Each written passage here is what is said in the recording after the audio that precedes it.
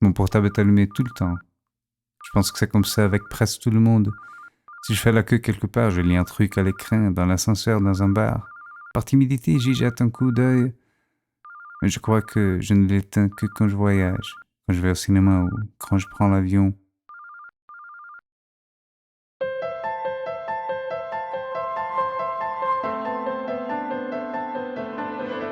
Après avoir volé une voiture, Michel Poicard est pris en chasse par des policiers et finit par tuer l'un d'eux. Il se tourne vers Patricia, sa petite amie américaine, et les deux passent leur temps à éviter la police comme s'ils étaient des personnages d'un film policier américain. Le vieux professeur voyage jusqu'à l'université pour recevoir un hommage.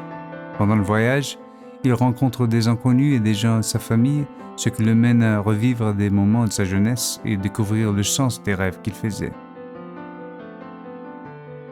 Un jeune Américain et une étudiante française se rencontrent dans le train vers Paris. Il aperçoit de descendre du train à Vienne pour y passer une nuit et ils tombent amoureux. Le lendemain, elle rentre à Paris et lui, il part aux États-Unis. Po Wing et Yu Fai sont des amoureux qui font un voyage en Argentine, mais sont obligés d'y rester. Yu Fai trouve un boulot dans une maison de tango afin de réunir l'argent pour leur retour, pendant que l'état de son copain ne fait que se dégrader.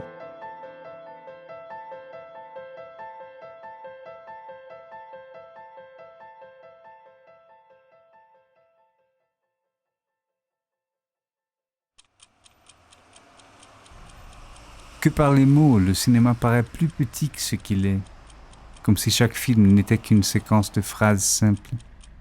Un peu comme une journée. Décrite en 5 lignes, ma journée est banale. Je me réveille, je prends ma douche, je m'habille, je prends un café dans le bistrot du coin, je bosse, je rentre à la maison et quelquefois j'essaie de faire du sport ou je bois un verre. Ou si j'ai la chance, je sors avec quelqu'un ou je vais au cinéma. C'est ça. Mais c'est pas juste ça. Il y a beaucoup plus. C'est pas toujours vrai, mais ça l'est souvent, ouais.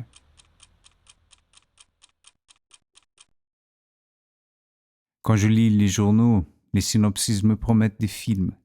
Je les ai dans ma tête avant même d'arriver au cinéma. Mais c'est presque toujours différent. Ouais.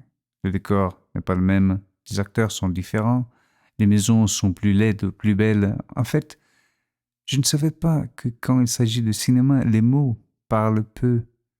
Tout l'enchantement est ailleurs, peut-être dans les gestes, la voix, la couleur, l'ordre dans lequel les images apparaissent. Le synopsis n'est qu'un petit pas. Maintenant, si je devais faire mon synopsis, ce serait quelque chose à peu près comme ça. Après la fin d'une histoire d'amour entre deux boulots, un gars décide de voir le plus grand nombre possible des films dans le festival de cinéma. Oui, ça paraît banal. J'espère que ça soit plus que ça. Quand je refuse d'être seul, je vais au cinéma. C'est une forme de résistance, une façon d'être en compagnie des autres. Pas besoin de parler, juste être là et ça va mieux. Peu importe l'histoire de ces gens qui font la queue, peu importe ce qu'ils pensent en mangeant du popcorn, en buvant un café, en lisant une revue, je pense que tout est cinéma et tout ce qu'on attend de lui. Dans mon film, avec cet écran de poche, je choisis les angles et personne ne voit ce que je vois, mais seulement ce que j'ai choisi de montrer. Il faut toute une organisation pour les horaires, les embouteillages, le parking. Si je veux voir un film à 18h au centre-ville, j'ai besoin de penser combien de temps je vais mettre pour arriver à 22h40 au shopping center de la région ouest de la ville, car là-bas, il y aura un autre film à ne pas rater. Pour la période du festival, une copine m'a appris à tenir une agenda dans le portable. Aujourd'hui, par exemple, j'ai vu 2 films dans la salle de l'avenue Paulista et je voudrais sortir un peu du conjoncto national, mais la pluie ne m'aide pas. Il y a une séance au shopping center de la rue Frey-Caneca plus tard, mais je pense qu'avant ça, j'irai au cinéma Bellas Artes. Il va à pied. C'est vite fait. C'est plus simple de laisser la voiture ici.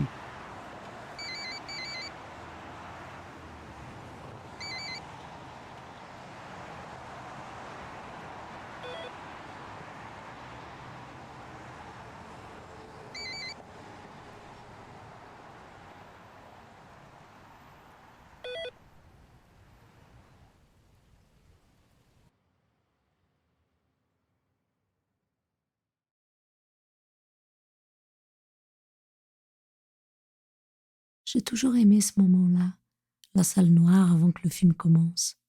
Pendant quelques secondes avant la projection, on n'entend que le sifflement de la machine. C'est là que tout commence pour moi. Un bouton s'éteint et un autre s'allume. Hmm. J'aime le bruit des gens qui mangent, le bruit des papiers de bonbons. Je trouve que dans la salle, les sons normaux qu'on produit tout le temps changent.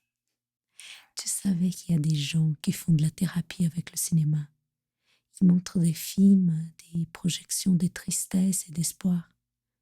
Il y a du sens dans tout ça. À la fin, chaque film parle de nous, mais à l'extérieur de nous. Peut-être, à la fin, comme on dit, le plus intéressant, c'est la recherche. Tu cherches quelque chose ici.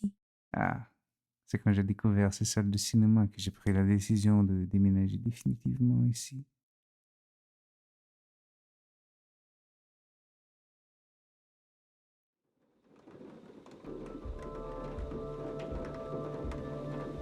Je viens de rater 2 films, un à cause des embouteillages et l'autre à cause de la queue. J'ai mis trop longtemps pour avoir les places, rien n'a marché et maintenant j'ai 2 heures jusqu'à la prochaine séance. C'est tellement frustrant de rater un film lorsqu'on s'était organisé pour le voir et qu'on attendait quelque chose de lui. C'est comme quand notre équipe de foot joue bien tout le match et perd à la dernière minute. L'idée de voir le film avant tout le monde, de le connaître déjà avant sa sortie en salle, c'est très séduisant, presque une ambition. Ouais, télécharger les films, c'est cool, mais les voir au cinéma, c'est différent. Je pense que je vais profiter de ce temps libre pour manger correctement. Après un certain temps, le festival, c'est aussi savoir doser la caféine et les antidouleurs. Avant de connaître le festival de cinéma, je n'avais jamais vu plus d'un film par jour. 2 au maxi. 3 rarement quand j'étais étudiant. Aujourd'hui, avec 5 ou 6 séances par jour, j'ai fini la journée complètement détruit. J'ai mal à la tête et l'estomac qui se tord à chaque tasse de café, verre de thé que je prends pour me tenir éveillé ou à chaque sandwich avalé vite fait. Et c'est là que la tachycardie commence.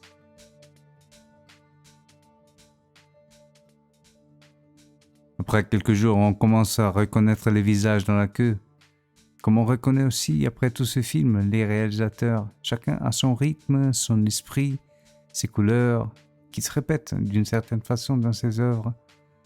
Quand on déchiffre ça, c'est comme si on devenait intime du réalisateur. On se permet de l'appeler par son prénom ou son nom. Ces noms restent dans ma tête. Ils me font voir, sur les trottoirs de ma ville, des scènes d'un film qui n'y sera jamais tourné.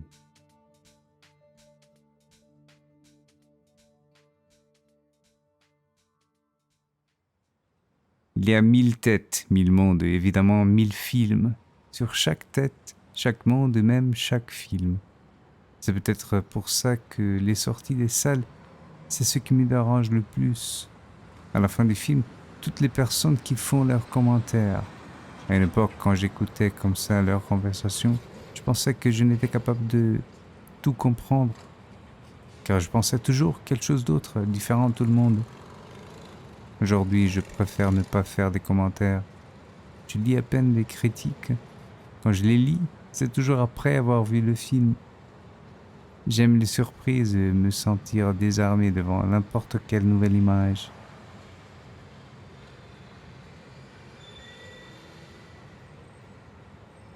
J'ai lu quelque part une explication d'un réalisateur qui encore aujourd'hui me touche. Il disait que ce film ne sont pas le résultat d'une recherche, d'une élaboration. Ce sont des sentiments. Ils ne sont pas exacts. Ils n'ont pas de rapport avec quoi que ce soit. Ce sont simplement des choses qui lui plaisent.